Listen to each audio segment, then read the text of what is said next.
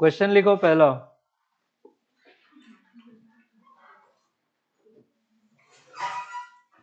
For a gas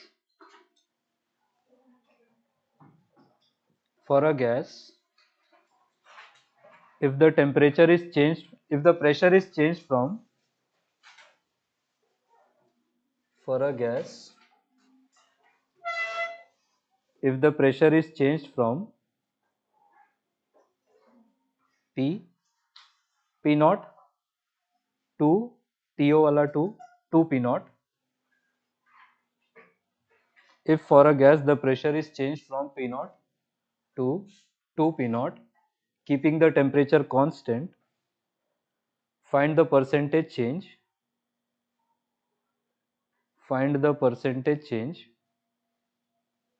in RMS speed of the gas molecule.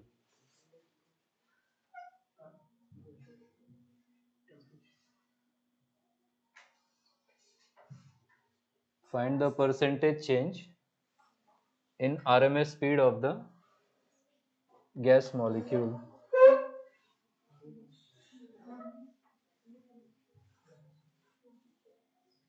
Formula ये use करना, देखो मैं बता दे रहा हूं।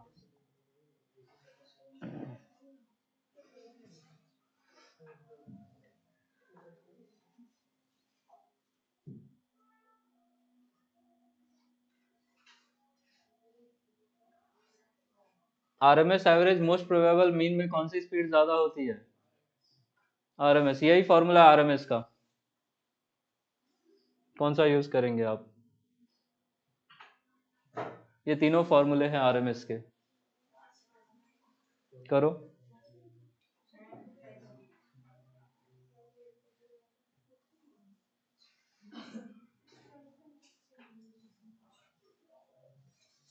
Find the percentage change in RMS speed अगर प्रेशर को पी नॉट से 2 पी नॉट कर दिया, ये क्वेश्चन है।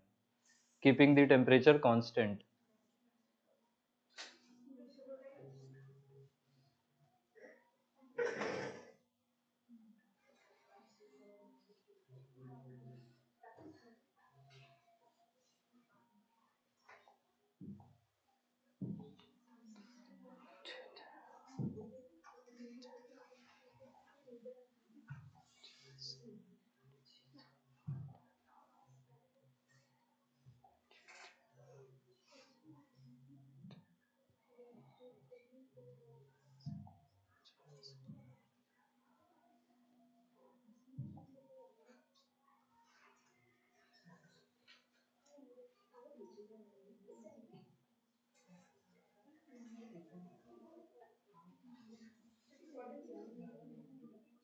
आया आंसर?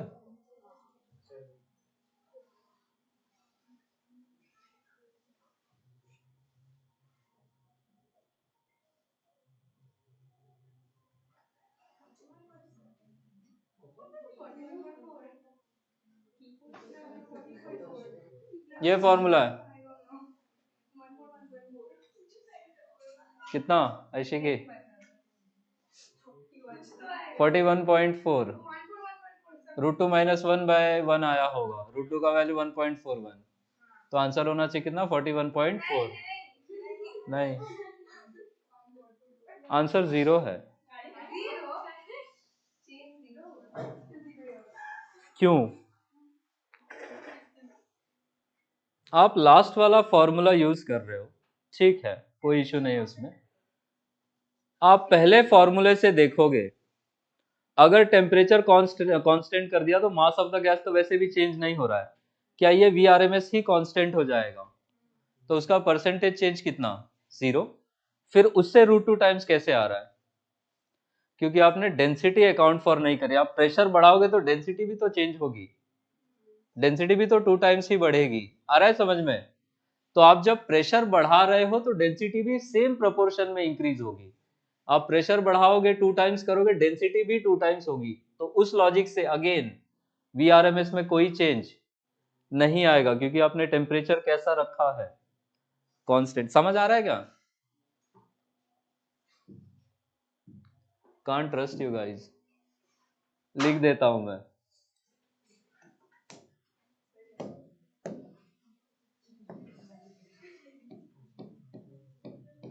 या तो आप ये फॉर्मूला यूज करो।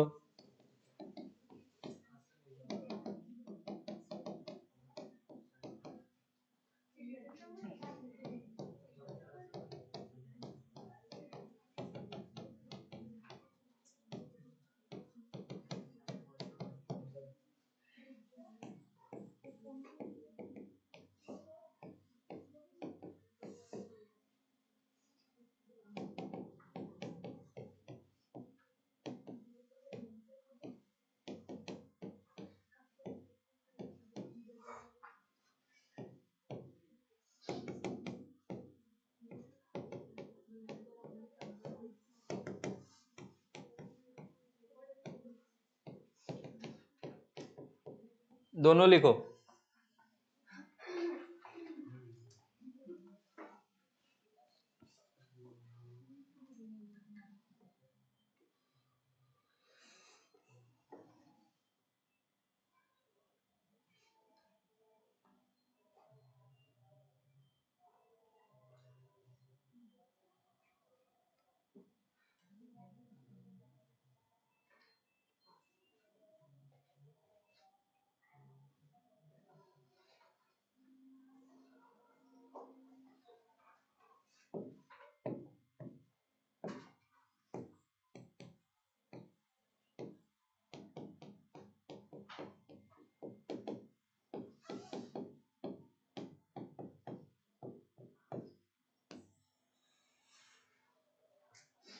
प्रेशर हाफ कर दोगे तो डेंसिटी हाफ हो जाएगी, प्रेशर 2 टाइम्स करोगे डेंसिटी 2 टाइम्स हो जाएगी, और उसकी वजह से आरएमएस में कोई चेंज नहीं आएगा अंटिल आप टेम्परेचर चेंज कर रहे हो।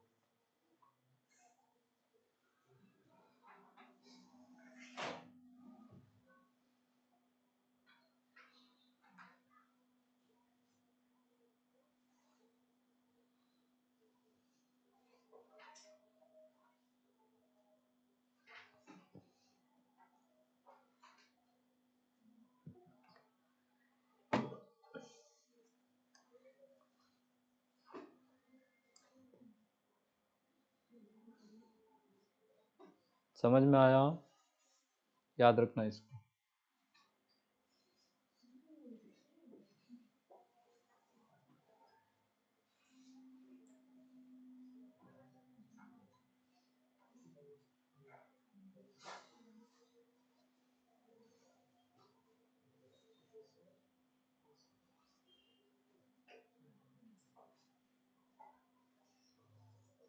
चलो नेक्स्ट क्वेश्चन पे।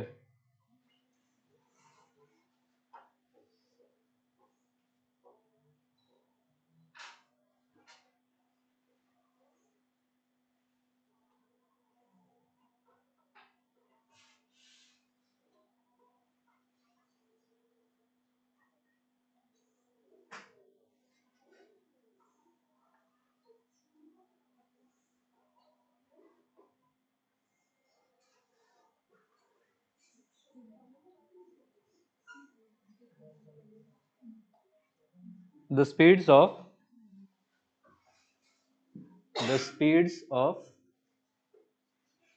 particles in a gas molecules the speeds of particles in a gas molecules are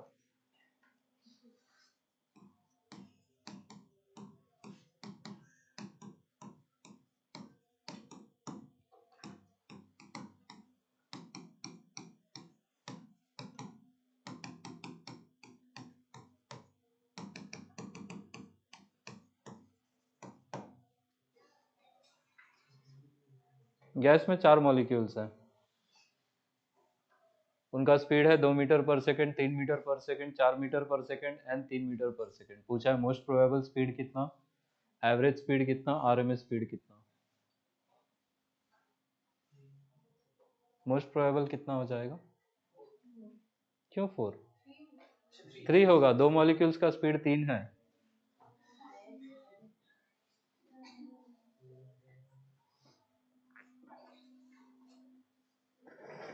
पूरा मोदी जी की राह पे चल रहे हो। हम्म, मेरी कोई पढ़ाई वढ़ाई नहीं हुई है दोस्तों। प्राइम मिनिस्टर नहीं बनोगे, उतना लम्हा मत सोचो। उसके लिए चाय बेचना पड़ेगा पहले। जैसी पढ़ाई चल रही है ना।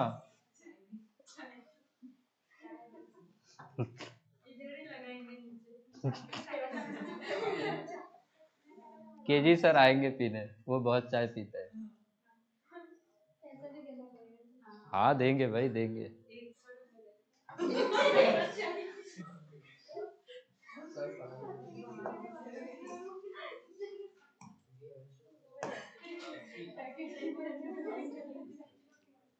तो मोस्ट प्रोबेबल स्पीड कितना? एवरेज? एवरेज भी 3 आ रहा है।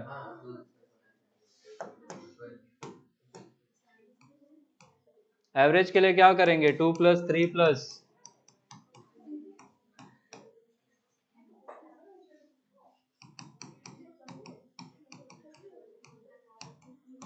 आरएमएस कैसे निकालेंगे?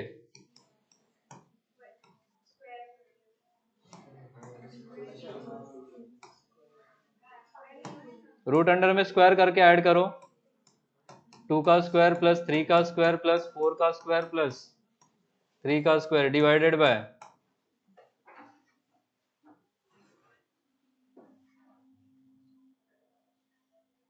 रूट में ही आंसर दे दो।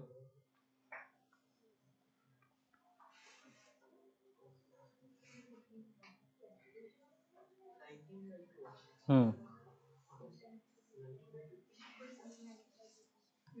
अंडर रूट में कितना?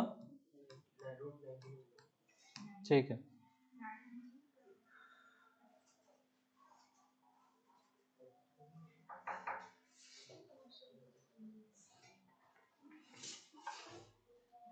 दो मिनट सर, क्वेश्चन दे के जा रहा हूँ, इसको जरा सॉल्व करके रखो तो।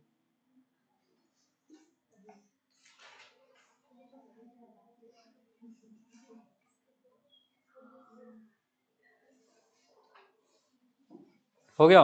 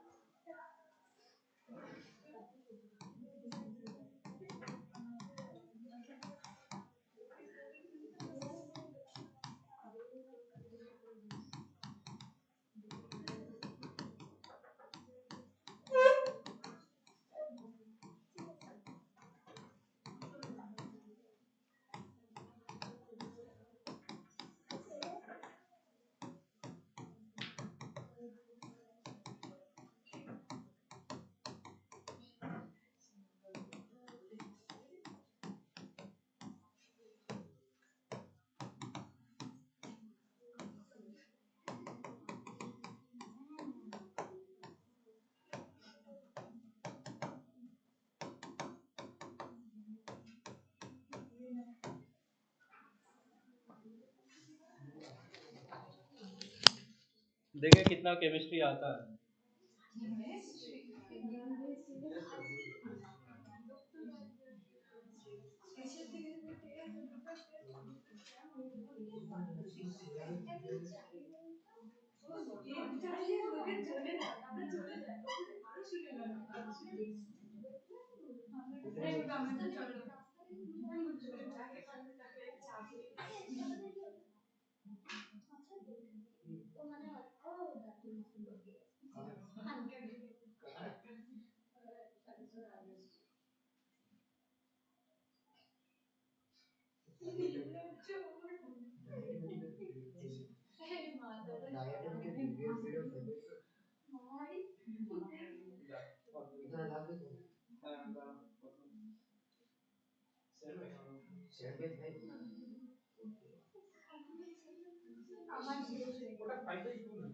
हाँ बताओ।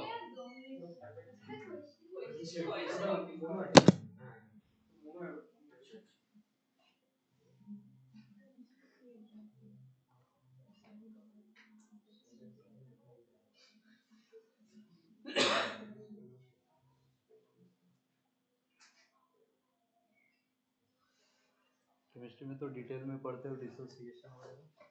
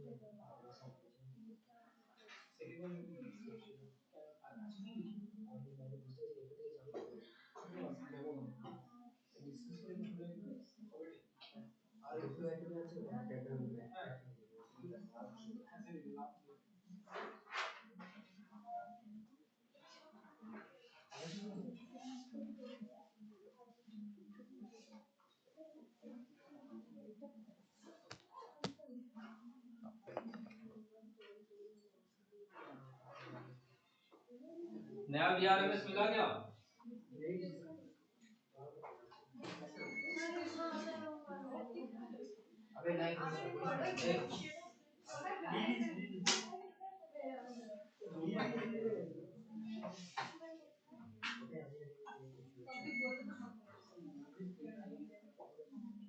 आंसर आया क्या? सागनिक क्या पीछे मुड़ रहे हो? अभिनंदा को भी कुछ नहीं आता है, मत मुड़ो। अभिनंदा का भी सब गायब ही है।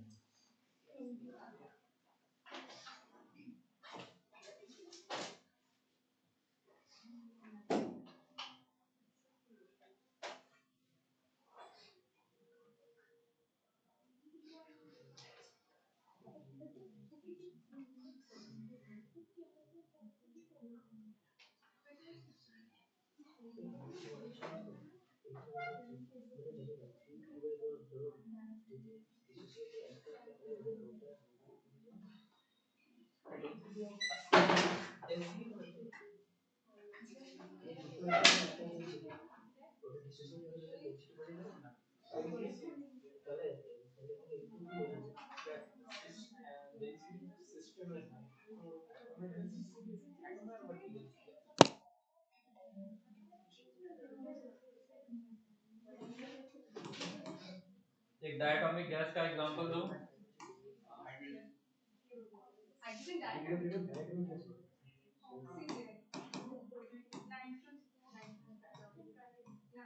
ये डिसोशिएट होगा तो क्या 2O बन जाएगा। यहाँ पे मास m है तो यहाँ पे कितना हो जाएगा? m/2। Even though temperature constant है, आप VRMS का फॉर्मूला क्या यूज करेंगे?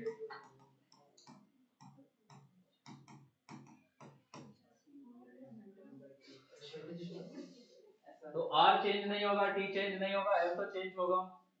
यूज करो। तो यहाँ पे VRMS स्पीड ये हो जाएगी और यहाँ पे ये VRMS स्पीड कितनी हो जाएगी? m/2। रेशियो ले लो। और इसी का वैल्यू आपको बोल रखा है कि this is V0।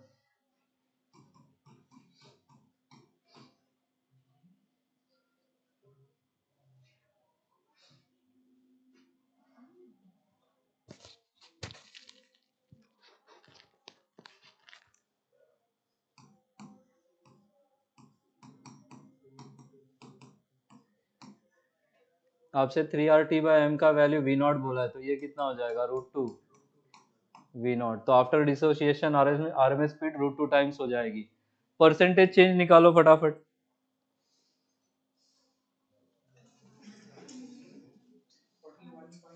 Hmm.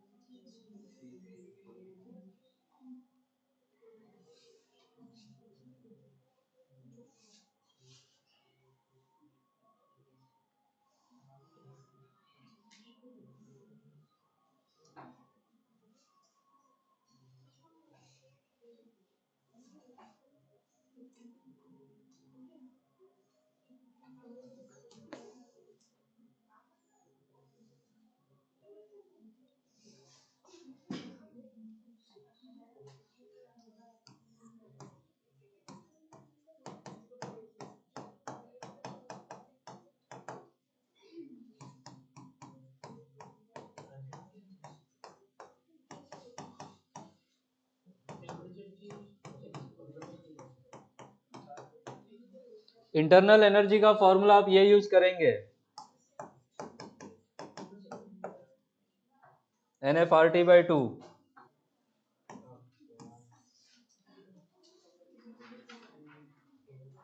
Dissociation के पहले आपका गैस कितना कौन कैसा है, डायटोमिक, तो उसके लिए डिग्री ऑफ फ्रीडम कितना होगा, 5/2। डिसोसिएशन के बाद वो बन जाएगा मोनो एटॉमिक, वहां पे डिग्री ऑफ फ्रीडम कितना हो जाएगा, 3।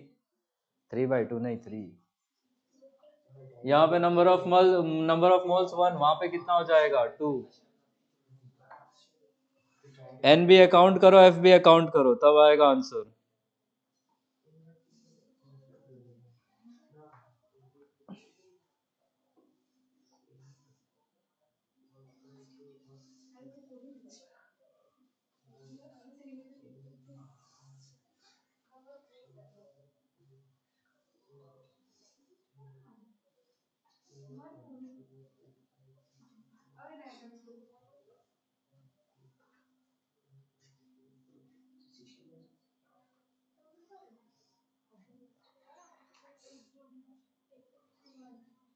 सिक्सटी कैसे आया भाई?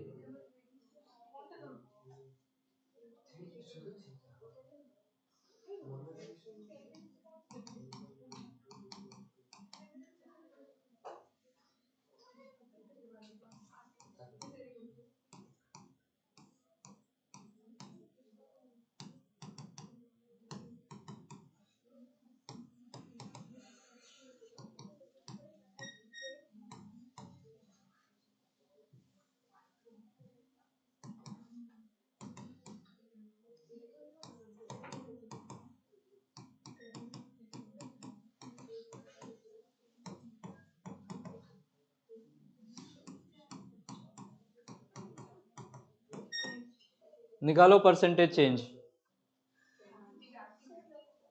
हाँ, 20%। फाइनली रूप से आपका कब आएगा फाइनली? थोड़ा सा सुधर जाओ, थोड़ा सा पढ़ लो।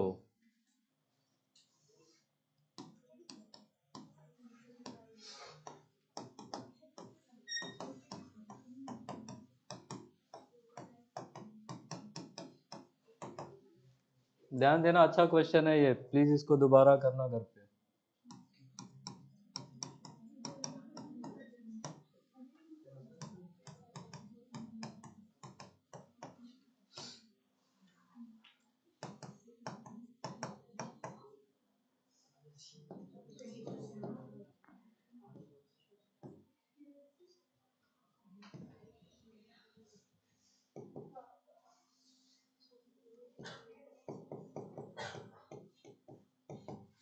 ये कितना हो जाएगा, 6 - 5, 1/5।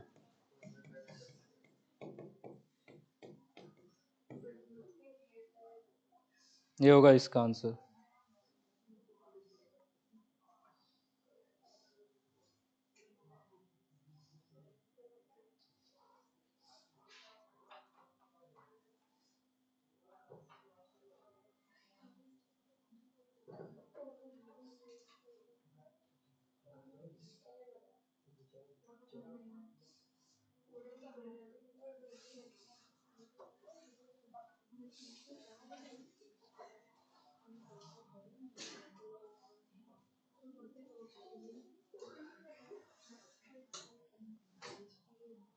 लिख लिया?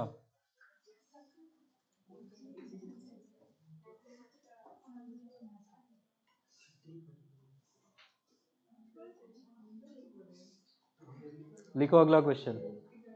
हो गया रिया?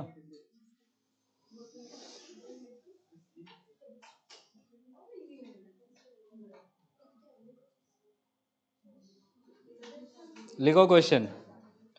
Find density of oxygen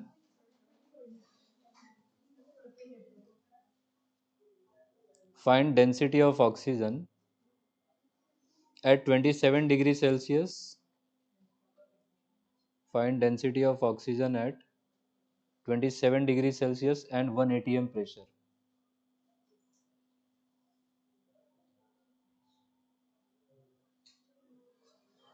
Find density of oxygen at 27 degree Celsius and 1 atm pressure. करो solve.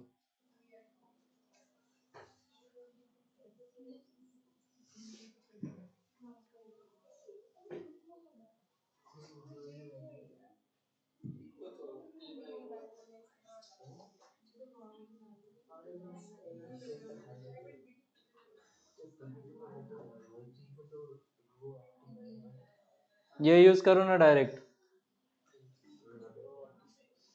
देखो इससे आता है क्या? मेरे पास सॉल्यूशन आरएमएस स्पीड वाला है, एक बार चेक करो इससे भी आता है क्या?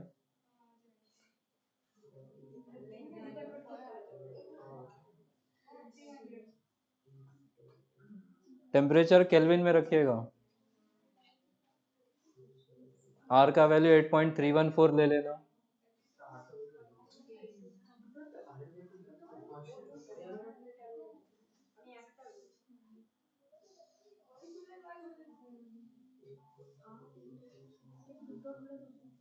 कैपिटल एम मोलिकुलर मास है, कितना होता है ऑक्सीजन का? 32 लेना वहां पे।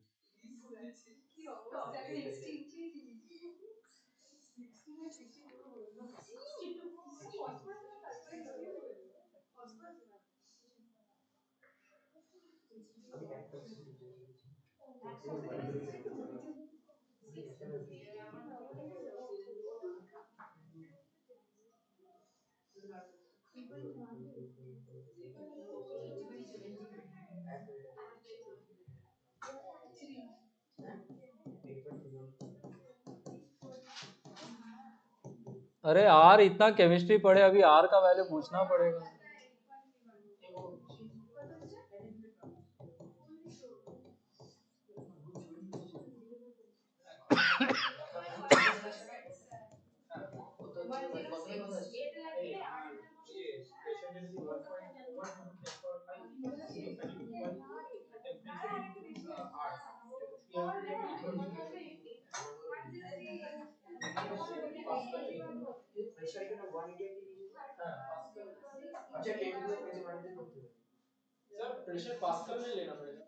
एक बार इसी में लेके बताओ कितना आ रहा है?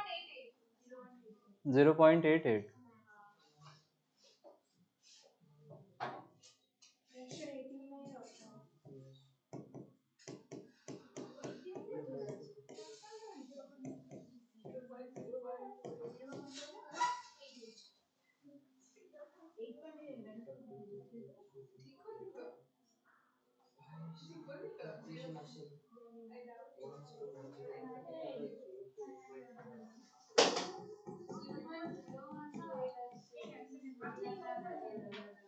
इसको लेने से कितना आ रहा है? 0.0128।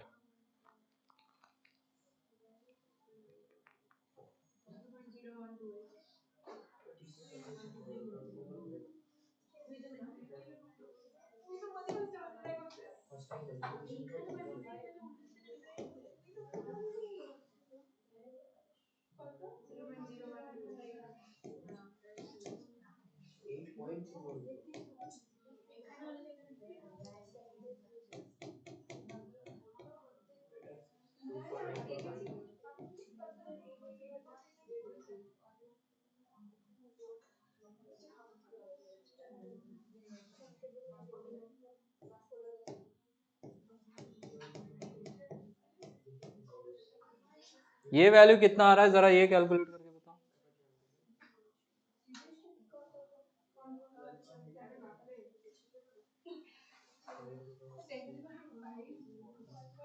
इसको 1 ही ले लो ना।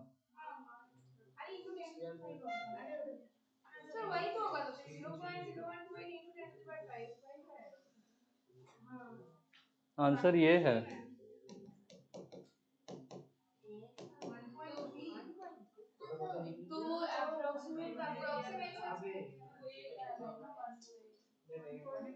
अरे इतना अप्रोक्सीमेट मत करो।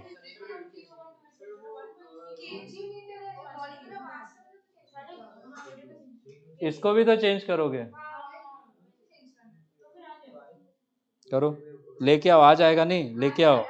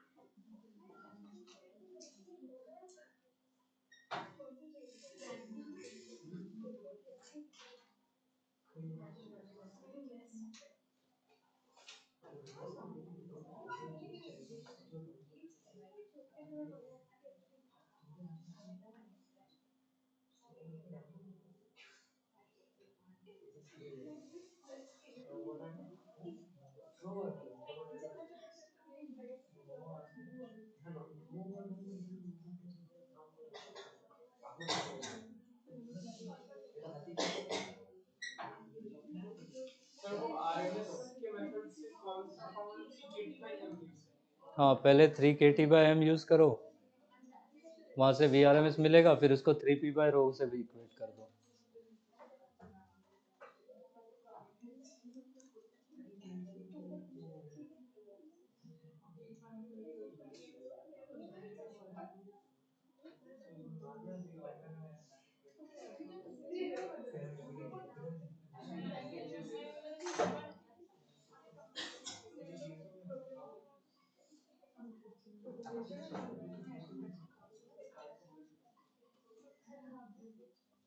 आर का ये जो 8.314 यूज किया आपने, ये किस यूनिट में होता है? जूल तो ठीक है।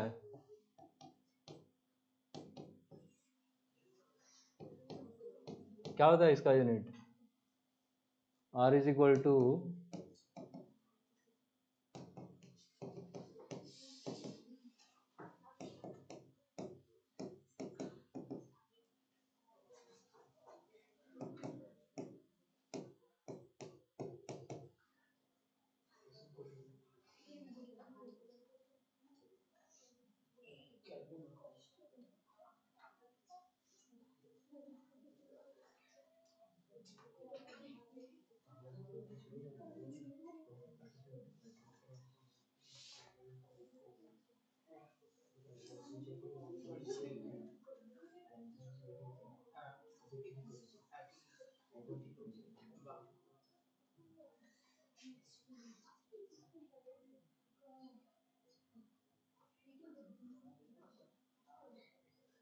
एटमॉस्फेयर में यूज करोगे तो इसका वैल्यू अलग यूज करना, इसलिए आंसर नहीं आ रहा आप लोगों को।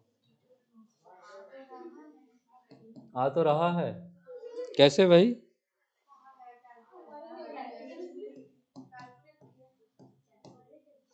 ये वैल्यू यूज करो आर की।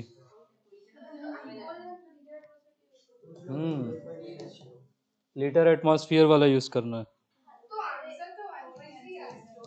आएगा 1.3 ही आएगा, वो ग्राम पर लीटर में आएगा और उतना ही केजी पर मीटर क्यूब में होगा।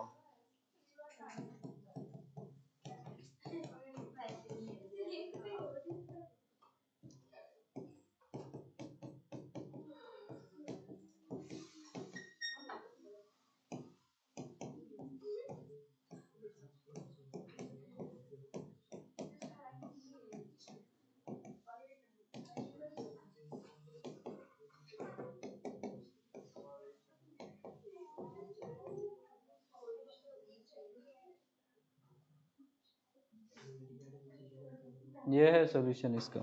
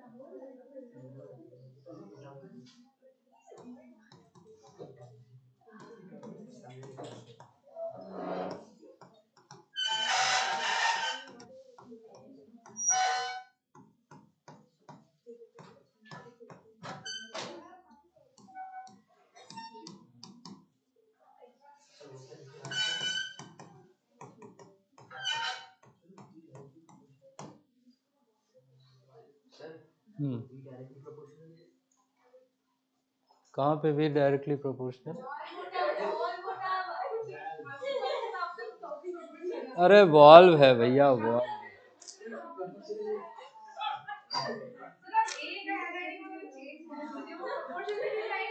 अब बहुत साल हो गए, आप लोग सीख लो कुछ नया।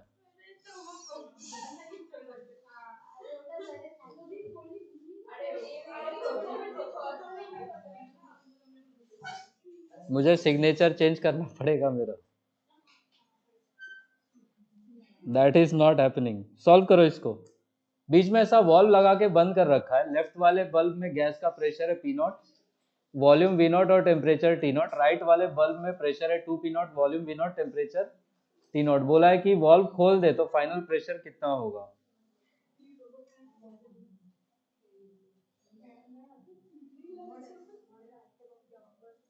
वॉल्व है, वॉल्व टॉपिक।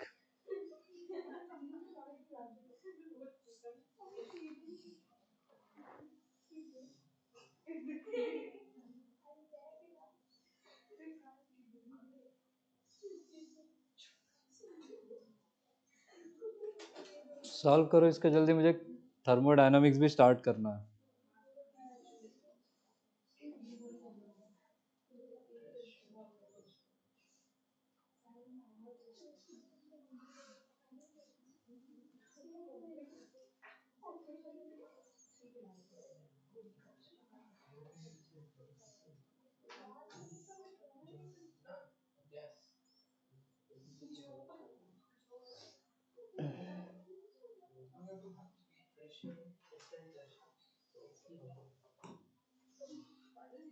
गैस क्या कंटेनर का वॉल्यूम ऑक्यूपाई करता है? तो जब आप वॉल्व खोल देंगे तो दोनों वॉल्यूम मिला के टोटल वॉल्यूम कितना हो जाएगा?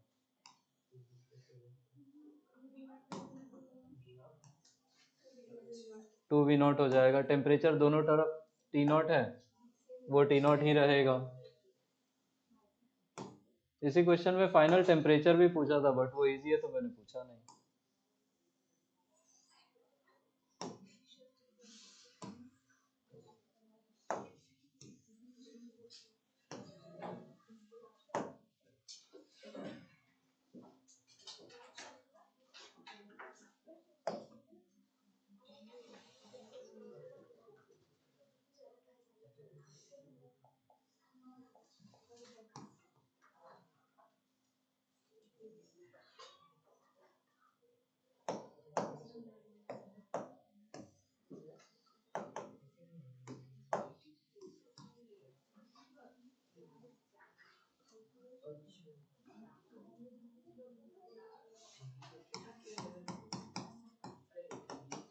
नंबर ऑफ मोल्स इक्वेट करो।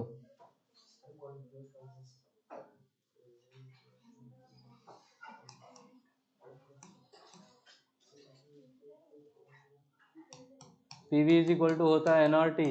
एन को हम क्या लिख सकते हैं? PV by R T. N one की जगह पे क्या हो जाएगा? Pressure is P not V not by gas constant R, और टेम्परेचर कितना है? T not. एन टू की जगह पे प्रेशर कितना है? टू पी नॉट, वॉल्यूम है V not, R into T not. Final number of moles लिखना है तो प्रेशर आपको नहीं पता, आपने पी डैश लिख लिया, यही पी डैश निकालना है। वॉल्यूम दोनों बल्ब्स का मिला के कितना हो जाएगा इस बार? Two V naught, gas constant R ही रहेगा, टेम्परेचर टी नॉट ही रहेगा। इसको सॉल्व करो, पी डैश मिल जाएगा, पी डैश ही पूछा है आपसे।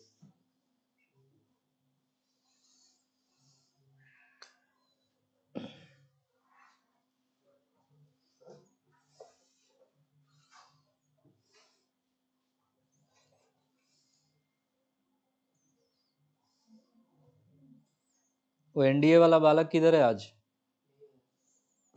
केमिस्ट्री में भी नहीं आया था।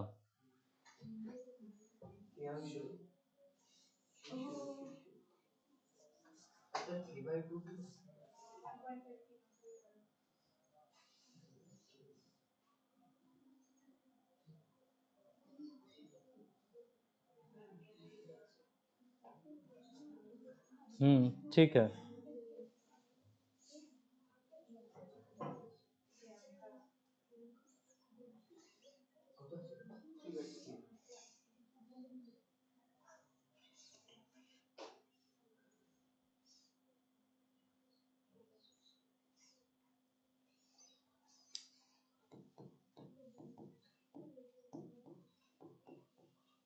ये आना चाहिए answer.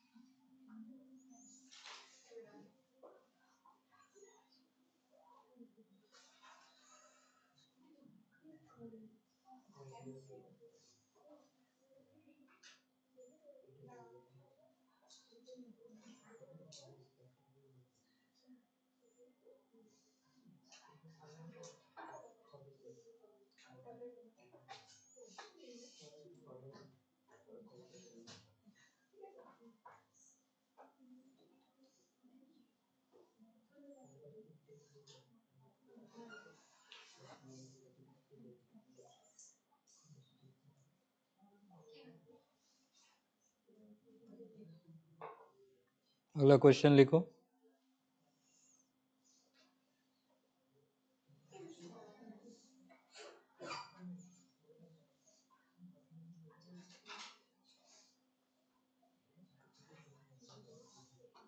At what temperature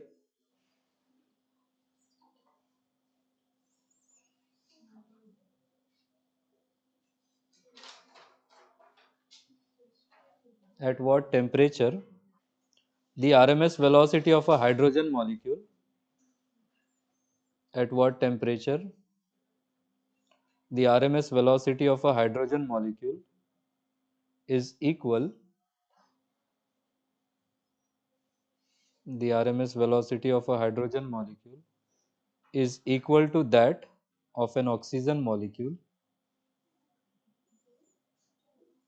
The RMS velocity of a hydrogen molecule is equal to that of an oxygen molecule at 47 degrees Celsius.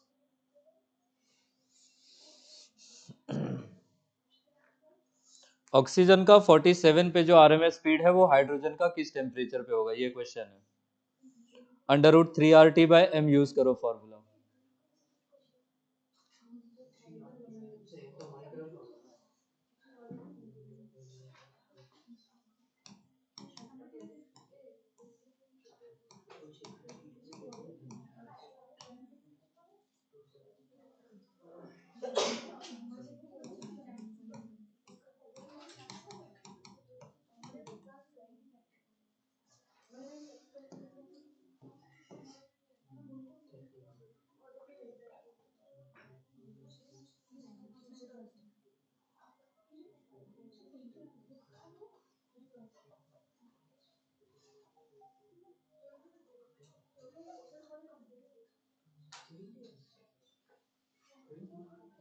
ये वाला फॉर्मूला यूज करो।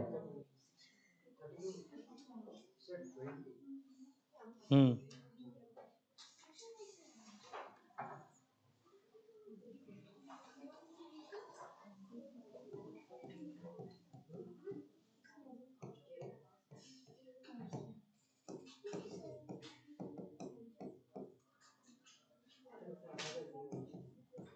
हाइड्रोजन का टेम्परेचर पूछा है कि दिया था? पूछा है। हाइड्रोजन का मोलिकुलर मास, यहाँ पे टेम्परेचर ऑक्सीजन का कितना दिया था? केल्विन में रखेंगे आप। इसका मास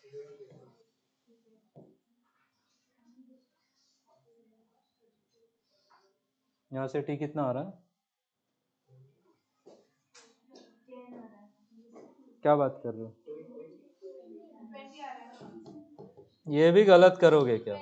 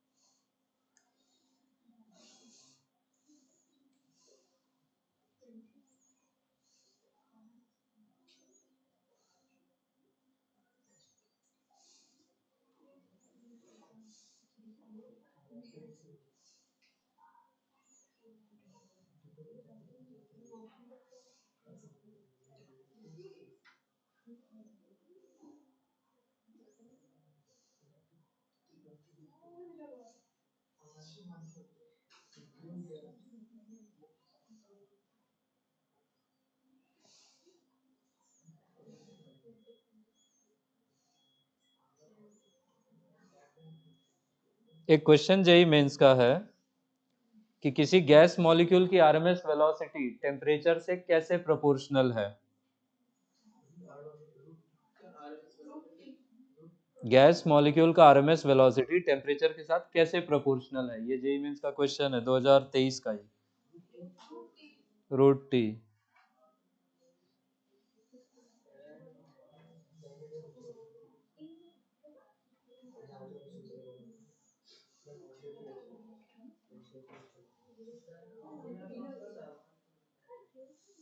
लिखो अगला question.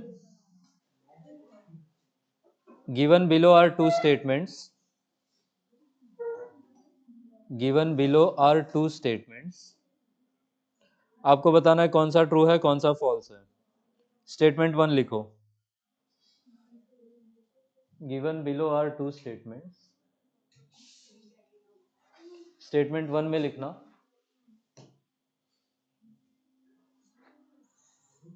The mean free path the mean free path of a gas molecule, the mean free path of a gas molecule, ये रहे फॉर्मूले, इसी को यूज करना है, is inversely proportional, the mean free path of a gas molecule is inversely proportional to the square of the molecular diameter. The mean free path of a gas molecule is inversely proportional to the square of the molecular diameter. Next है average kinetic, अगला statement है statement 2, average kinetic energy of a gas molecule is directly proportional, the average kinetic energy of a gas molecule is directly proportional to the absolute temperature of the gas. कौन सा true है कौन सा false है? Mean free path का तो ये रहा फॉर्मूला, इसी में डी क्या होता था, मोलिकुलर डायामीटर, तो क्या इनवर्सली प्रोपोर्शनल है स्क्वायर ऑफ द डायामीटर के, स्टेटमेंट ट्रू है।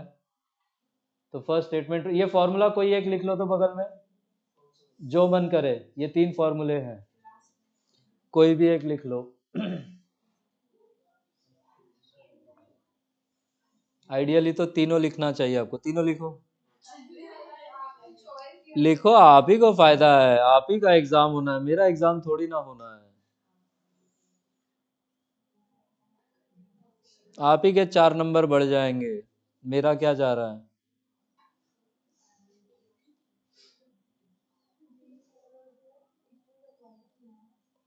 ये 24 का सवाल है।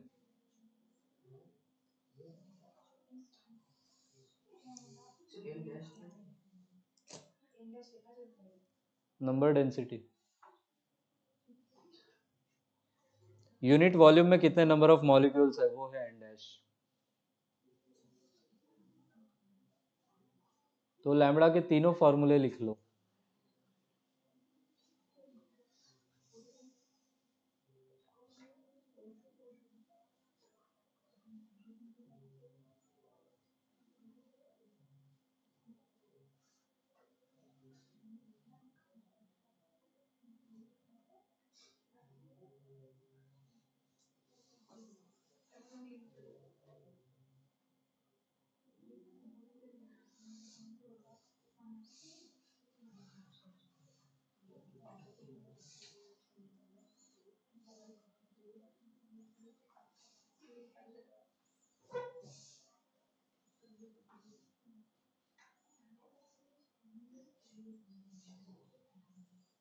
लिख लिया तीनों?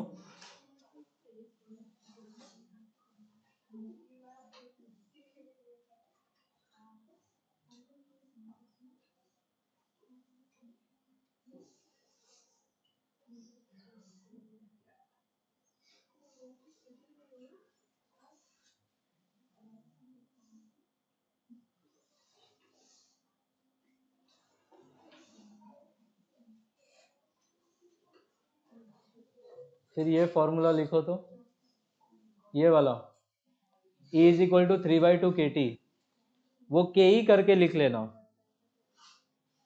के इज इक्वल टू 3/2 KT, वो सेकेंड स्टेटमेंट का एक्सप्लेनेशन है। K E is equal to 3/2 KT, ये वाला, दिस वही काइनेटिक एनर्जी है, इसलिए दोनों स्टेटमेंट्स ट्रू है।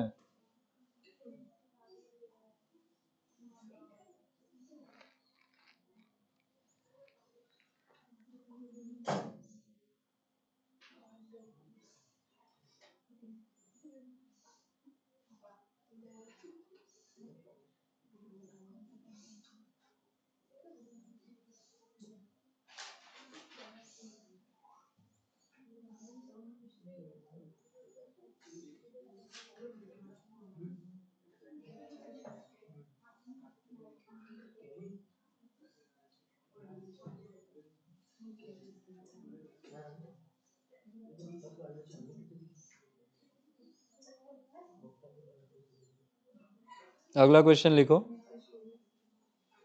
For a methane molecule, for a methane molecule, methane methane CH4, for a methane molecule, the translational DOF, degree of freedom, for a methane molecule, the translational degree of freedom and the rotational degrees of freedom, the translational degree of freedom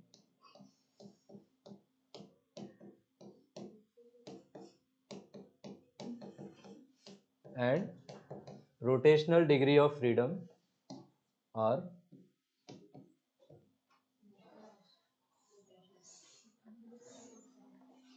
options दिया है।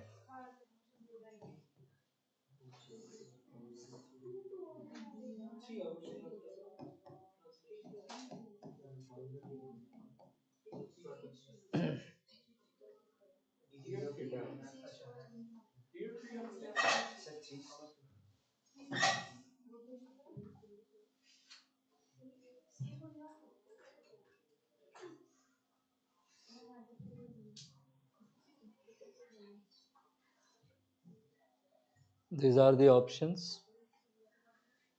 और ये रहा आपका table, किधर गया? ये तो समझाया था मैंने। तीनों एक्सिस के अलोंग ट्रांसलेट करेगा और 3 उसका रोटेशनल डिग्री ऑफ फ्रीडम भी होगा। तो आंसर क्या हो जाएगा? 3 3।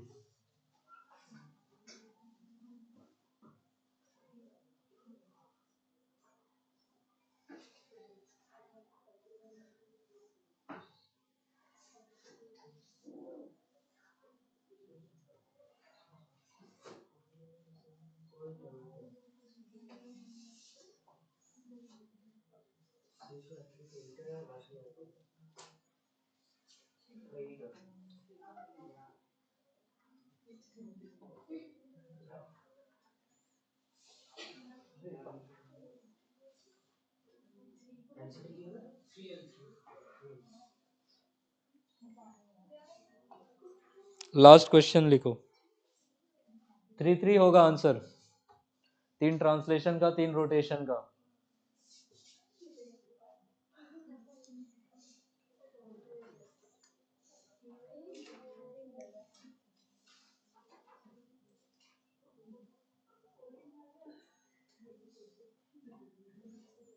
मीथेन कैसा है, लीनियर की non linear?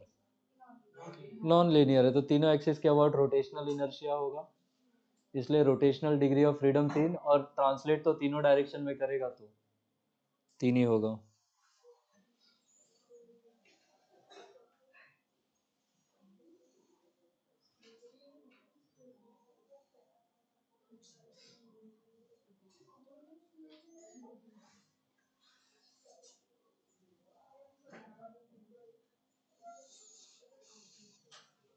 The parameter, second last question है ये।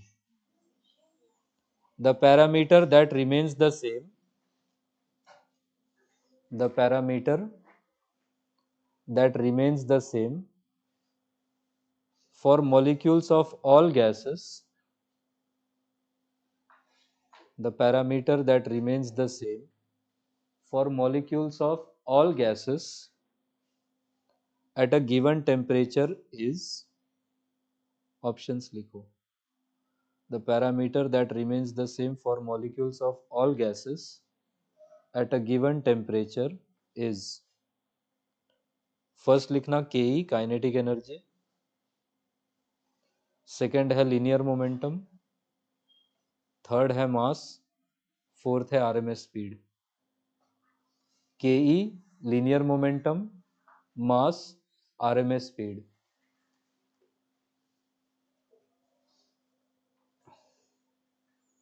गिवन टेम्परेचर पे सभी गैसेस के लिए क्या सेम होगा इनमें से?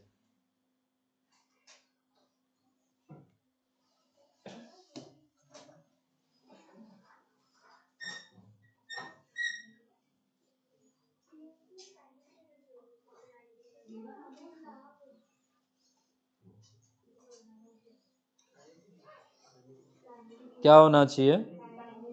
काइनेटिक एनर्जी 3/2 kT क्योंकि वो गैसेस के नेचर पे डिपेंड नहीं करता है।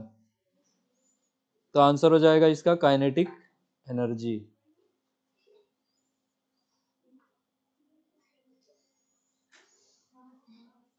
Last question.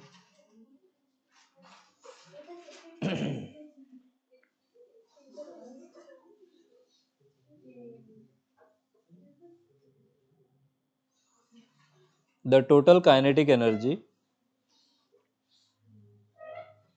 the total kinetic energy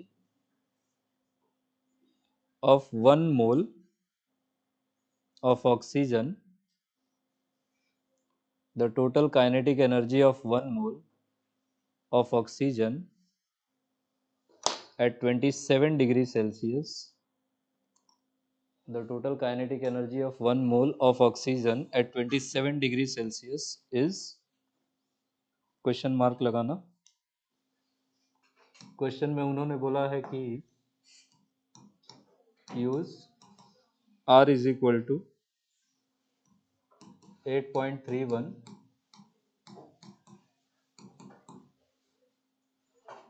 options दिया है।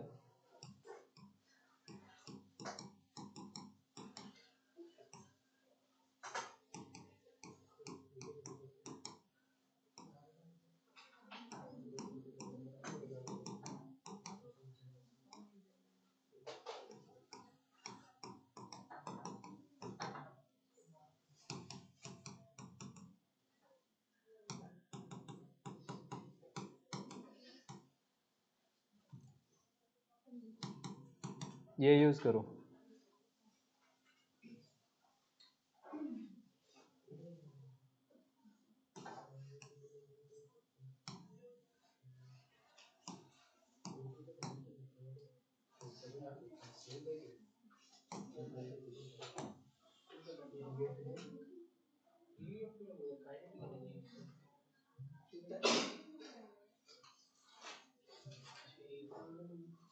ये रहा डिग्री ऑफ फ्रीडम का टेबल।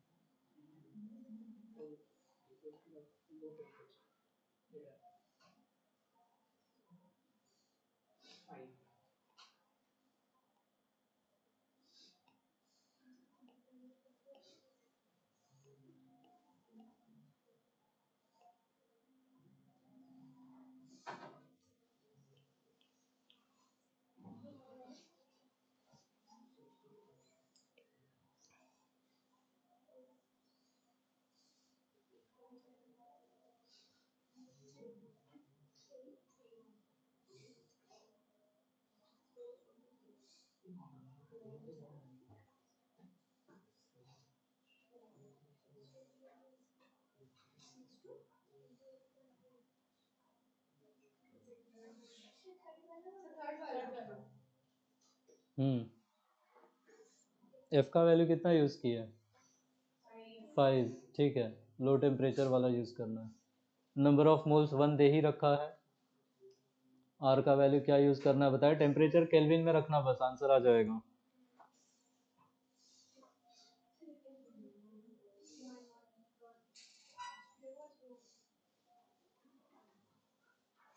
आया समझ में? हाँ नहीं बोलोगे कुछ? हेडिंग लगाओ थर्मोडायनामिक्स।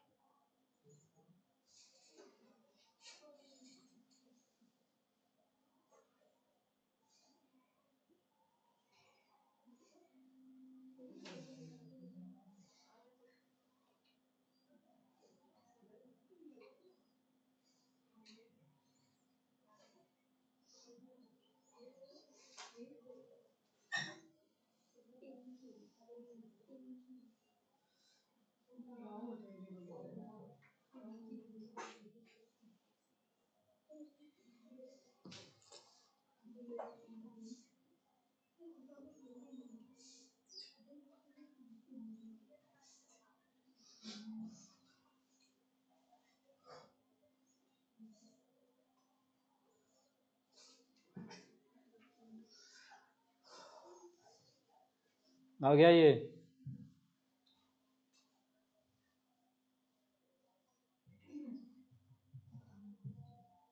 टेम्परेचर कितना दिया था? 27।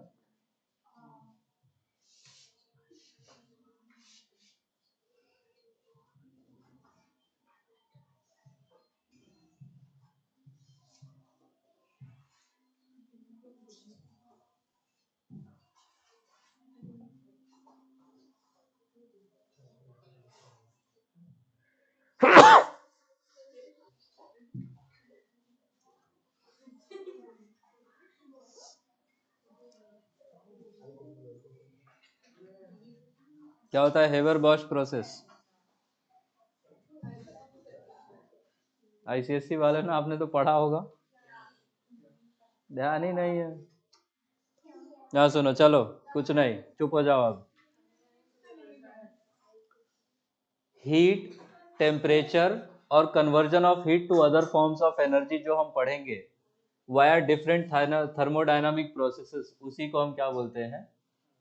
Thermodynamics, branch of physics that deals with heat, temperature, conversion of heat to other forms of energy via thermodynamic process is called thermodynamics. छोटा सा चैप्टर है पर अच्छा चैप्टर है। ये केमिस्ट्री में भी पढ़ते हो, साइन कन्वेंशन उल्टा होता है। कोई गैस है जिसका इनिशियल टेम्परेचर P1 है, इनिशियल वॉल्यूम V1 है, इनिशियल टेम्परेचर T1 है। ये प्रेशर, वॉल्यूम और टेम्परेचर को ही हम लोग थर्मोडायनामिक पैरामीटर्स बोलते हैं। किसी भी गैस का ये थर्मोडायनामिक पैरामीटर्स चेंज करना है, कोई एक चेंज करना है, तीनों चेंज करना है, तो हमें गैस के ऊपर क्या करना पड़ेगा? वर्क करना पड़ेगा। तो गैस पे वर्क करेंगे तो उसके थर्मोडायनामिक पैरामीटर्स चेंज होंगे। केमिस्ट्री में ये पढ़ते हो क्या, पॉलीट्रॉपिक नॉन पॉलीट्रॉपिक प्रोसेस? नहीं पढ़ते भी होंगे तो ना बोलेंगे, नहीं पढ़ते, नहीं पढ़ते। ठीक है, चलो सुनो। सॉलिड्स और लिक्विड्स के लिए ये C होता था कौन सा heat capacity? Molar heat capacity. S क्या होता था? Specific heat capacity. तो सॉलिड्स और लिक्विड्स के लिए जनरली ये वैल्यू कैसी ली जाती है? कांस्टेंट। गैसेस के लिए ये उस तरीके पे डिपेंड करेगी, आप जिस तरीके से गैस को हीट कर रहे हो।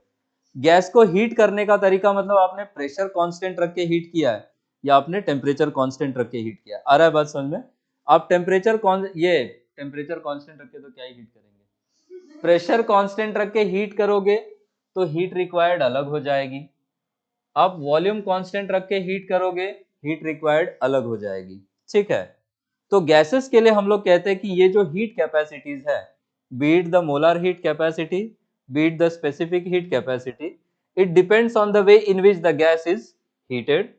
अब अगर प्रोसेस चेंज होगा गैस को हीट करने का तो हीट रिक्वायर्ड चेंज हो जाएगा और work done by the gas change हो जाएगा। तो किसी भी थर्मोडायनामिक प्रोसेस को हम पॉलीट्रॉपिक तब बोलेंगे जब जो हीट कैपेसिटी है, मोलर हीट कैपेसिटी, वो कैसी हो जाए? कांस्टेंट हो जाए।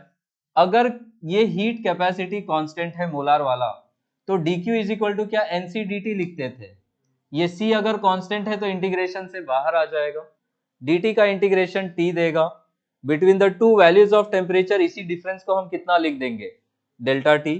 तो अगर ये मोलार हीट कैपेसिटी कांस्टेंट है तो प्रोसेस को कैसा बोलेंगे?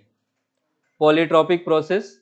और पॉलीट्रॉपिक प्रोसेस में हीट रिक्वायर्ड का फॉर्मूला हम क्या यूज करेंगे? Directly NC delta T. आया बात समझ में?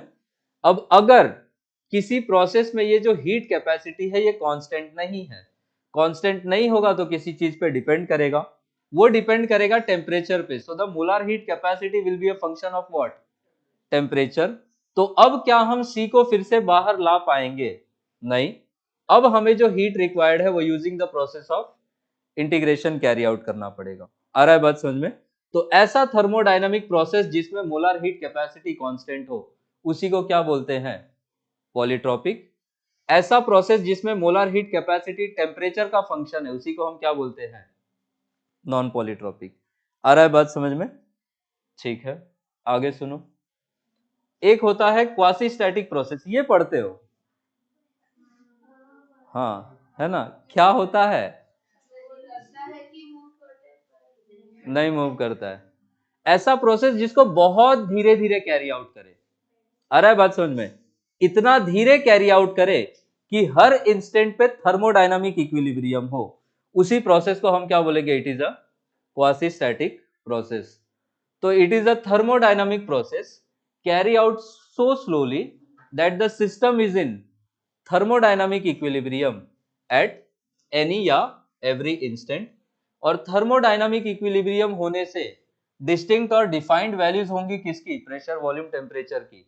आ रहा है बात समझ में? वो m मास है। इतना चीज समझ पाए? ठीक है। तो पॉलीट्रॉपिक क्या था? जिसमें क्या कांस्टेंट हो? Molar heat capacity. Molar heat capacity अगर टेम्परेचर पे डिपेंड करे तो प्रोसेस कैसा?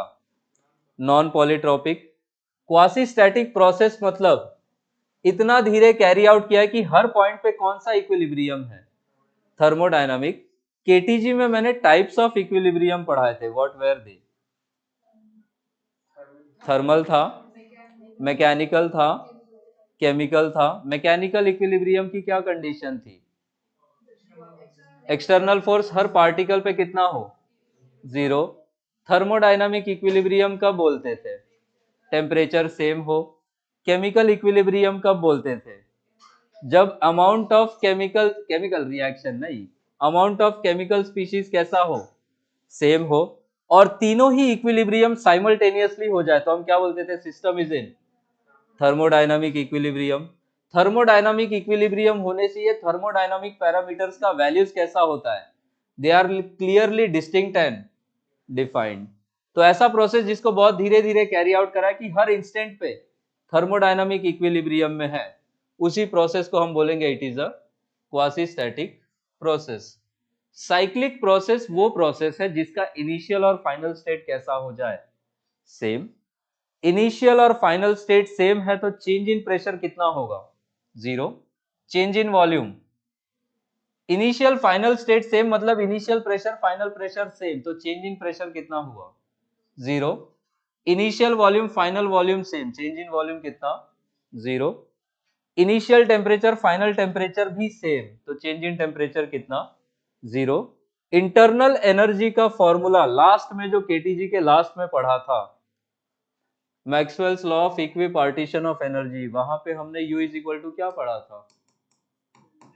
F/2 nRT। और डेल्टा U लिखना है तो हम क्या लिखेंगे? F/2 nR delta T. तो अगर डेल्टा टी जीरो है तो ये इंटरनल एनर्जी का चेंज भी कैसा होगा? जीरो होगा। बट एक ही चीज जीरो नहीं होगी साइक्लिक प्रोसेस में, दैट इज वर्क डन। इतना बात समझ आया? अब साइक्लिक प्रोसेस हो सकता है क्लॉकवाइज चले या हो सकता है वो एंटी क्लॉकवाइज चले। अगर क्लॉकवाइज साइक्लिक प्रोसेस दिया है तो उसका वर्क डन नॉन जीरो होगा और वो कैसी वैल्यू होगी? Positive. Anti clockwise cyclic process में वर्क अगेन नॉन जीरो होगा और वो कितना होगा? नेगेटिव। इसको याद रखना है। इसका मतलब ये होगा कि आपको बस एरोज का डायरेक्शन देख के ये डिटरमाइन करना है कि is it a clockwise cyclic process या फिर एंटी क्लॉकवाइज साइक्लिक प्रोसेस। जरा मुझे यही बताना कि कहाँ साइक्लिक है, कहाँ साइक्लिक, तो दोनों में ये कहाँ क्लॉकवाइज कहाँ पे anti clockwise.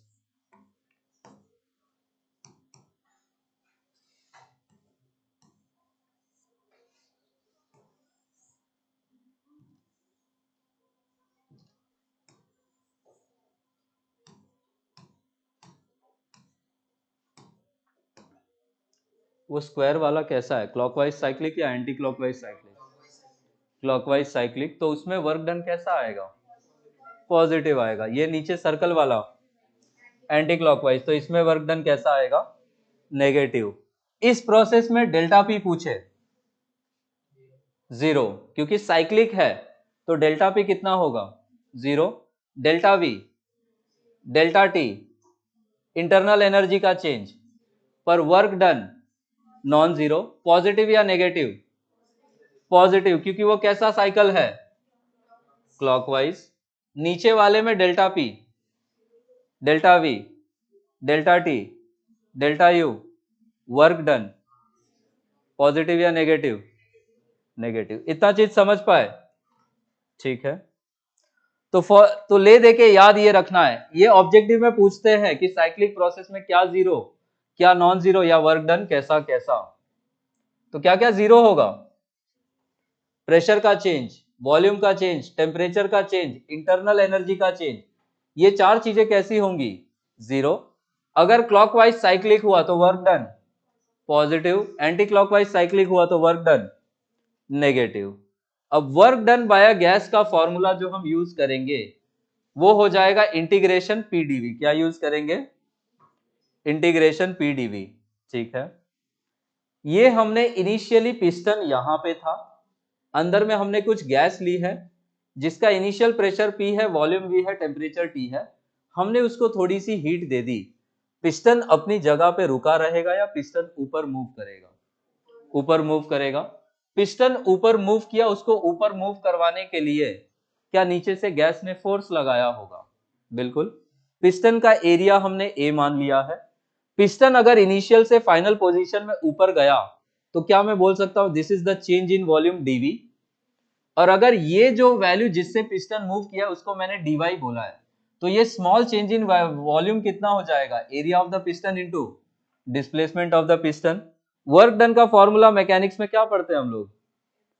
Force into displacement पढ़ते हैं। तो स्मॉल वर्क डन dw जो हुआ होगा वो क्या हो जाएगा? Force into small displacement. Force को क्या हम प्रेशर इनटू एरिया लिख सकते हैं? तो नीचे में गैस का प्रेशर कितना है? P, पिस्टन का एरिया कितना है? A। तो फोर्स की जगह पे तो हमने क्या लिखा? P into A। और स्मॉल डिस्प्लेसमेंट कितना हुआ है ऊपर की तरफ? dy। और यही A इंटू dy क्या है? dV। तो यहां से क्या dw इज इक्वल टू हमें मिल गया pdv।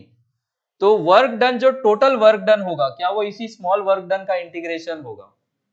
तो जो वर्क डन टोटल होगा क्या हम उसको इंटीग्रेशन पीडीवी लिख सकते हैं? ठीक है। इंटीग्रेशन क्या रिप्रेजेंट करता है? स्लोप, सेंटर ऑफ कर्वेचर, या area under the graph? Area under the graph represent करता है। तो अगर पीडीवी का इंटीग्रेशन कर रहे हैं तो ये किस किस के बीच का एरिया रिप्रेजेंट करेगा? पीवी ग्राफ और कौन सा एक्सिस? Volume axis. आ रहा है बात समझ में? तो ये पीवी ग्राफ है और ये वॉल्यूम एक्सिस है, तो इन्हीं के बीच का जो एरिया होगा यही होगा हमारा work done by the gas. कहानी में आपको यही कंक्लूजन याद रखना है कि जो वर्क डन होगा बाय गैस, अगर हमारे पास प्रेशर वर्सेस वॉल्यूम का ग्राफ है तो उस ग्राफ का एरिया अंडर द कर्व क्या दे देगा हमें?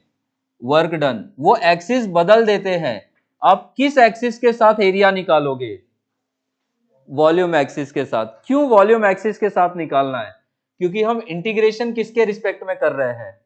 वॉल्यूम के रिस्पेक्ट में। आया समझ में? तो पीवी ग्राफ के नीचे का एरिया कौन सी एक्सिस के साथ वर्क डन देगा? प्रेशर या वॉल्यूम? वॉल्यूम एक्सिस के साथ। अगर वॉल्यूम एक्सिस वाई एक्सिस में दे दिया तो आप इधर वाला एरिया निकालोगे। आ रहा है समझ में? 90% क्वेश्चंस में वॉल्यूम एक्सिस इधर ही दिया होगा पर वो घुमा देते हैं इधर, तो आप एक्सिस के, वॉल्यूम एक्सिस के साथ का एरिया निकालोगे। इतना बात समझ पाए? ठीक है।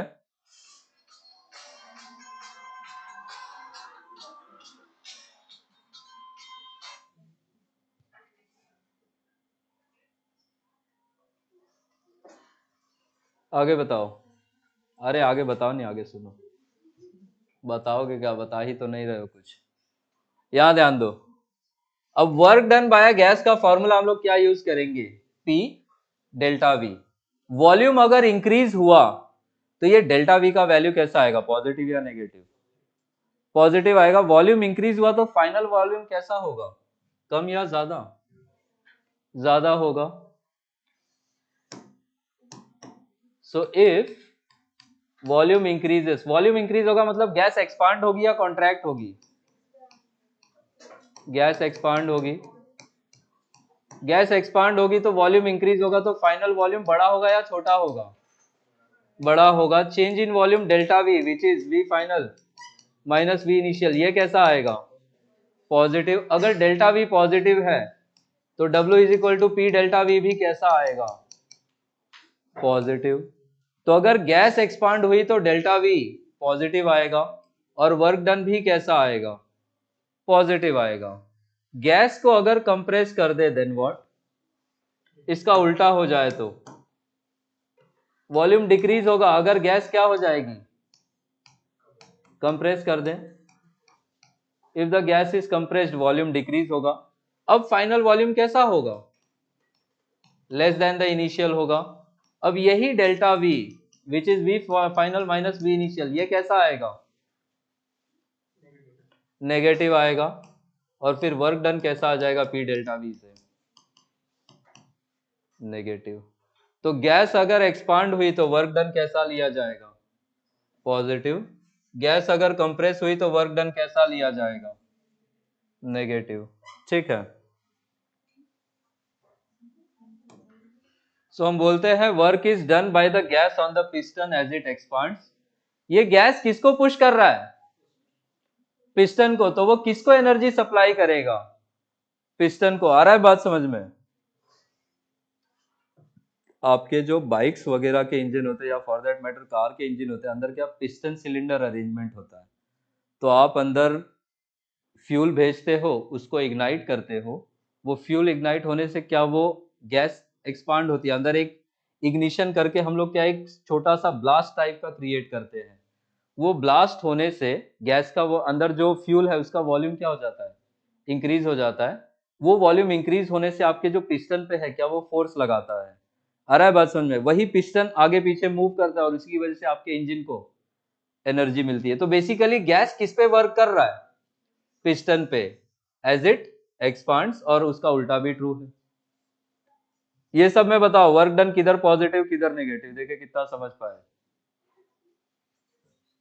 यहां पे वॉल्यूम क्या हो रहा है, इंक्रीज हो रहा है। वॉल्यूम इंक्रीज हो रहा है तो डेल्टा वी कैसा आएगा, पॉजिटिव। वर्क डन कैसा आएगा, पॉजिटिव। यहां पे गैस क्या हो रही है, वॉल्यूम कम हो रहा है तो गैस क्या हो रही है, कंप्रेस। गैस को कंप्रेस करेंगे तो वर्क डन कैसा आएगा, नेगेटिव। यहां पे बताओ एक्सिस उल्टा किया है, नाउ व्हाट। ये इनिशियल वॉल्यूम, ये फाइनल वॉल्यूम, क्या हो रहा है, वॉल्यूम कम हो रहा है। कंप्रेस हो रहा है तो वर्क डन नेगेटिव। इसमें बताओ, कम ऑन। ये है 9 क्वेश्चंस। सिंपली यही बताना है कहां पे पॉजिटिव, कहां पे नेगेटिव, कहां पे जीरो। यहां बताओ वॉल्यूम क्या हो रहा है, वॉल्यूम इंक्रीज हो रहा है तो वर्क डन कैसा आएगा, पॉजिटिव। यहां पे ये इनिशियल वॉल्यूम है, ये फाइनल वॉल्यूम है, वॉल्यूम क्या हुआ, डिक्रीज, तो वर्क डन नेगेटिव। यहां पे this is the initial volume, this is the final volume, volume क्या हुआ, डिक्रीज हुआ, वर्क डन नेगेटिव। यहां पे बताओ वॉल्यूम क्या हुआ, बढ़ गया तो वर्क डन पॉजिटिव। यहां पे वॉल्यूम डिक्रीज हुआ तो work done negative. Volume decrease हो रहा है, एरो देखना है, एरो एरो बताएगा आप कहां से कहां जा रहे हो। वॉल्यूम क्या हो रहा है, decrease, work done negative. Cyclic processes में वर्क डन कैसे में पॉजिटिव हुआ करता था, कैसे में नेगेटिव, क्लॉकवाइज में पॉजिटिव, एंटी क्लॉकवाइज में। ये कैसा साइकिल है, तो इसमें वर्क डन कितना होगा, नेगेटिव। और वर्क डन निकालना होगा तो आप इस सर्कल का एरिया निकालोगे। आ रहा है बात समझ में। अच्छा यहां पे ये वर्क डन कितना हो जाएगा, ये वाला एरिया हो जाएगा। ये तो पीवी कर्व है, किस एक्सिस के साथ का एरिया, वॉल्यूम एक्सिस के साथ। यहां पे this will be the value of area, ये पैरेललोग्राम का एरिया निकाल लेना। यहां पे ये हो जाएगा एरिया और इसका वैल्यू दे देगा आपको वर्क डन। सेम यहां पे इधर में ये चीज समझ आ रहा है क्या, यहां पे ये हो जाएगा वर्क डन का वैल्यू, इसमें ये हो जाएगा नेगेटिव वर्क डन। नेगेटिव क्यों बोला हमने, क्योंकि एंटी क्लॉकवाइज साइकिल है। ये एरिया निकालोगे वर्क मिल जाएगा। इसमें work done positive clockwise cycle है, इसमें वर्क डन जीरो। क्यों जीरो? वॉल्यूम कांस्टेंट है, वॉल्यूम कांस्टेंट हुआ तो डेल्टा वी कैसा हो जाएगा? जीरो। और W इज इक्वल टू क्या फॉर्मूला है? ऐसा तो नहीं बोलोगे ये वाला एरिया। पीवी ग्राफ और कौन सी एक्सिस? कोई एरिया इनक्लोज करेगा क्या वो स्ट्रेट लाइन? नहीं। आया समझ में? ठीक है, क्वेश्चन लिखो जरा। थोड़ा सा फर्स्ट लॉ भी सुन ही लो थर्मोडायनामिक्स का, उसके बाद क्वेश्चंस करवाता हूं।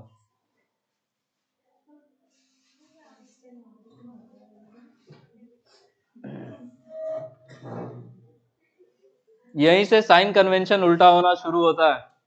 आगे सुनो, एक क्वेश्चन तो ये पूछेंगे कि फर्स्ट लॉ ऑफ थर्मोडायनामिक्स किस चीज के कंजर्वेशन पे बेस्ड है?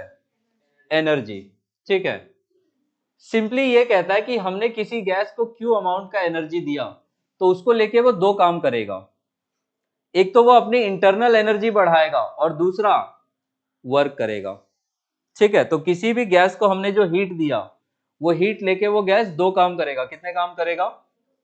एक क्या करेगा, वो इंटरनल एनर्जी को चेंज करेगा, बढ़ाएगा, और दूसरा वर्क करेगा। तो Q इज इक्वल टू हम एनर्जी कंजर्वेशन से क्या लिख सकते हैं? Delta U plus W।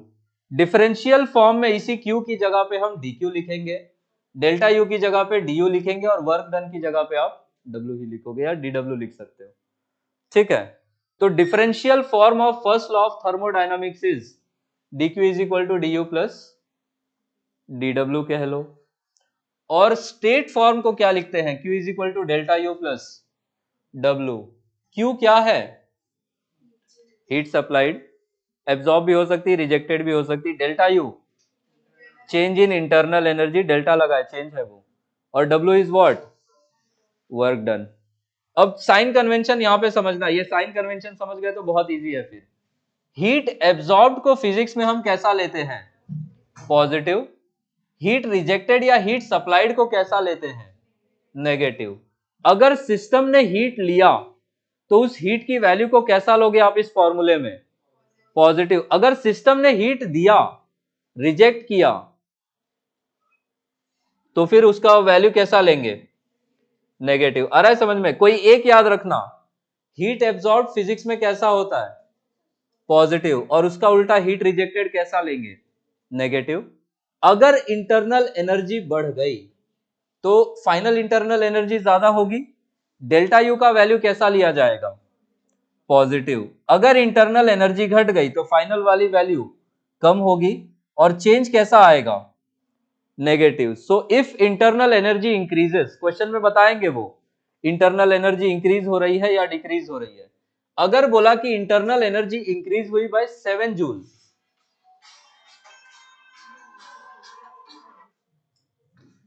सबको आज ही याद आ रहा है? कौन सा दिन है आज? अच्छा, संडे। आज सब खाली है। खैर, यहां सुनो, क्या एग्जांपल दे रहा था वो भी भूल गया मैं। अगर सिस्टम की इंटरनल एनर्जी इंक्रीज हुई बाय 10 जूल, तो वो 10 का वैल्यू आप प्लस यूज करेंगे, माइनस यूज करेंगे? प्लस। अगर सिस्टम की इंटरनल एनर्जी डिक्रीज हो गई बाय 20 जूल, वो 20 का वैल्यू कैसा यूज करोगे? माइनस। तो जब भी आपसे बोल दिया कि U इंक्रीज हो गया तो डेल्टा U कैसा लिया जाएगा? पॉजिटिव। या डेल्टा U का वैल्यू पॉजिटिव आ गया मतलब इंटरनल एनर्जी क्या हो गई है? इंक्रीज। डेल्टा U नेगेटिव आ गया मतलब इंटरनल एनर्जी क्या हो गई है? डिक्रीज। अब गैस का वर्क डन कैसा लिया जाएगा? पॉजिटिव। और गैस पे वर्क किया तो कैसा लिया जाएगा W का वैल्यू? नेगेटिव। कहां पे केमिस्ट्री में साइन कन्वेंशन उल्टा होता है? वर्क डन में उल्टा होता है ना, बाकी तो सेम ही आई थिंक। ये हीट जब सप्लाई करेंगे तभी तो अब्जॉर्ब करेंगे, फिर ये सिस्टम सप्लाई करेगा, यहाँ पे supplied by the system. System heat देगा तो उसका हीट कंटेंट तो कम होगा ना। ठीक है, सिस्टम हीट लेगा तो उसका हीट कंटेंट बढ़ेगा। आ रहा है बात समझ में? यहां पे डिफरेंस होता है क्योंकि सिस्टम का डेफिनेशन बदल जाता है। फिजिक्स में हम सिस्टम से काम करवाना चाहते हैं, केमिस्ट्री में हम सिस्टम पे काम करते हैं। ठीक है, ये ऊपर ऊपर से है, बट एनीवेज हीट एब्जॉर्ब हुआ तो कैसा लेंगे? पॉजिटिव। हीट सिस्टम ने रिजेक्ट किया तो नेगेटिव। सिस्टम ने एब्जॉर्ब किया तो पॉजिटिव। सिस्टम ने रिजेक्ट किया तो नेगेटिव। सिस्टम की इंटरनल एनर्जी बढ़ गई तो डेल्टा यू पॉजिटिव। सिस्टम की इंटरनल एनर्जी घट गई तो डेल्टा यू नेगेटिव। सिस्टम ने वर्क किया तो वर्क का वैल्यू पॉजिटिव। सिस्टम पे वर्क हुआ तो नेगेटिव। इतना समझ में आया? ये साइन कन्वेंशन लिखो तो, सिर्फ और सिर्फ साइन कन्वेंशन।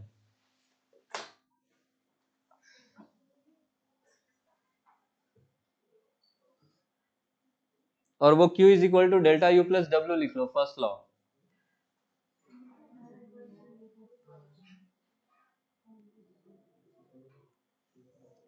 कार्नोट साइकिल पढ़ाया है स्कूल में?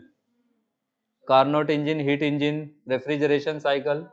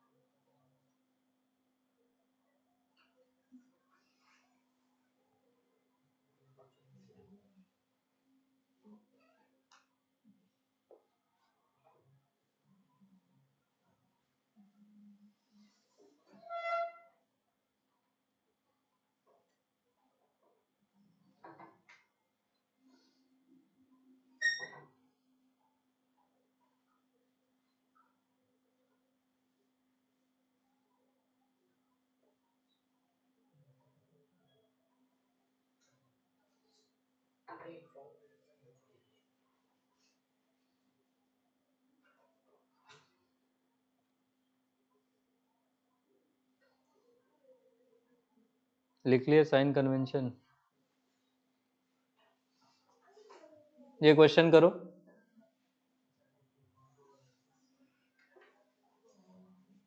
ये रहा क्वेश्चन।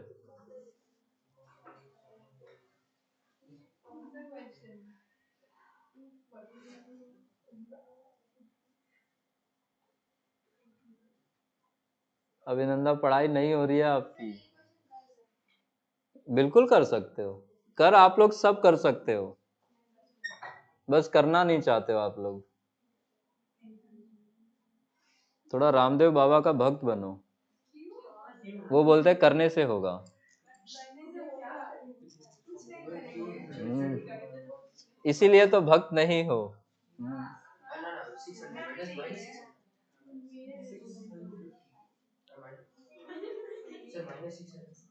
-600 मतलब एब्जॉर्ब हुआ कि रिजेक्ट हुआ? रिजेक्ट।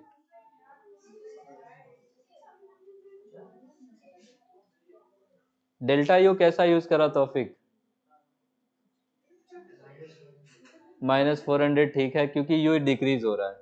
डब्ल्यू का वैल्यू 250 कैसा यूज करा? ऑन द सिस्टम बोला है तो वो भी नेगेटिव। ठीक है, -650 तो वो एब्जॉर्ब नेगेटिव आया, मतलब एब्जॉर्ब हुआ या रिजेक्ट?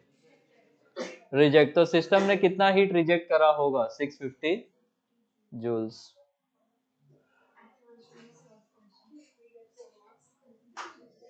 सर यहाँ पे हम इरिवर्सिबल के बारे में बात नहीं करेंगे ना।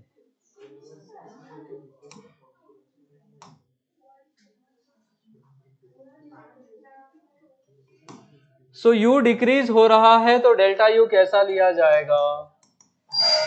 नेगेटिव,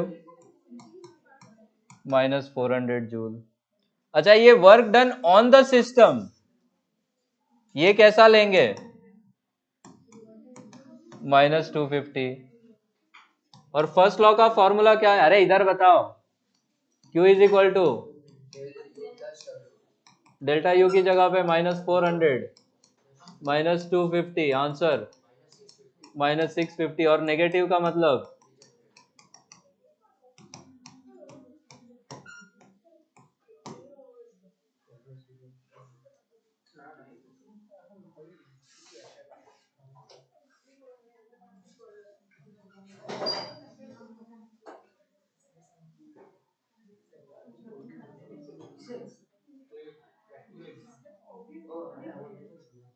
लिख लिया।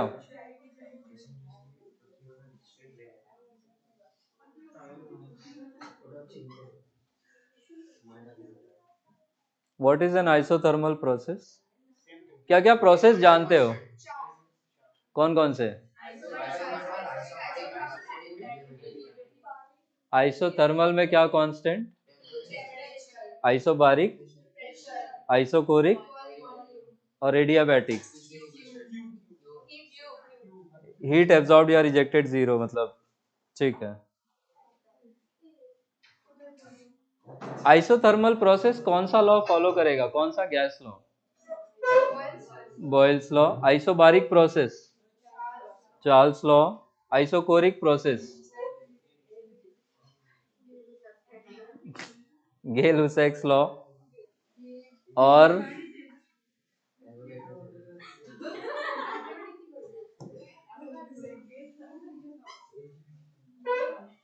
गे नहीं था, साइंटिस्ट था वो। गे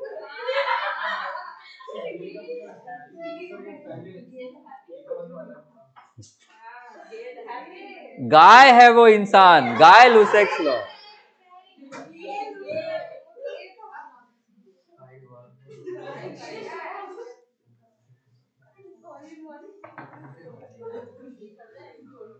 आप बहुत हीरो बन के उसका कैरेक्टर असैसिनेशन ना करें, ठीक है? उसकी आत्मा एग्जाम सेंटर में पीछे खड़ी हो जाएगी, कुछ नहीं बताएगी। जैसी हरकतें कर रहे हो वैसा पेन इधर उधर कर देगा, एक ही जगह बी मार्क करके आओगे। Work done by the gas बताओ।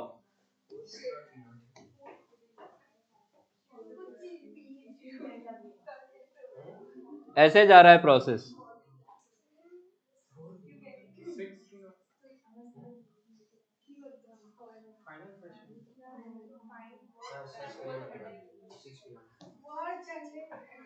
वर्क डन पूछा है भाई, वर्क डन। पीवी ग्राफ दिया है, एरिया अंडर द ग्राफ, और कौन सी एक्सिस के साथ?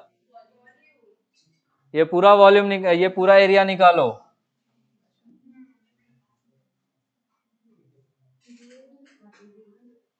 कैसा शेप बन रहा है?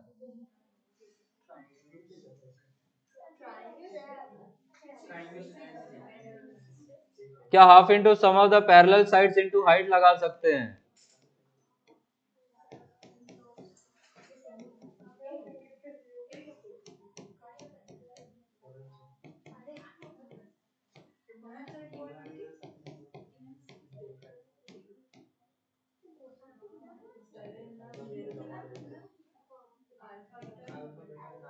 कितना आया भाई?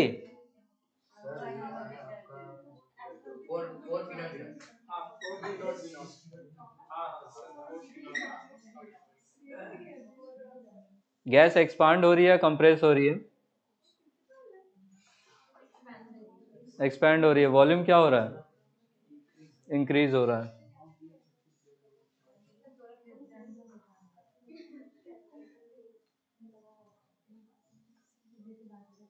केपलर्स फर्स्ट लॉ क्या है? एरिया नहीं है, लॉ ऑफ ऑर्बिट्स। कैसे ऑर्बिट में घूमते हैं प्लैनेट्स?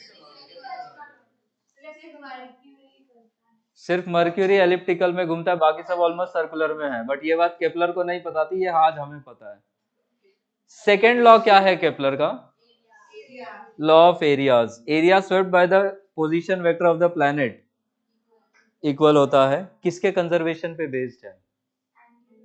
एंगुलर मोमेंटम, ठीक है। सन के पास वाले पॉइंट पे जब सन एक फोकस पे है, नियरेस्ट पॉइंट पे होगा जब प्लैनेट, तो वेलोसिटी उसकी मैक्सिमम या मिनिमम? पास वाले को पॉइंट को पेरीहिलियन बोलते थे, डिस्टेंस को पेरीजी। पास में पेरीहिलियन, पास में पेरीजी, पी से पास, ऐसा कुछ कुछ बताया था।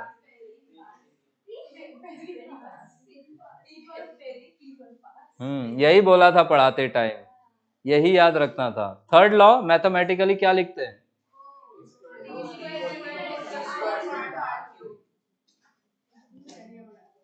जाओ आज के लिए।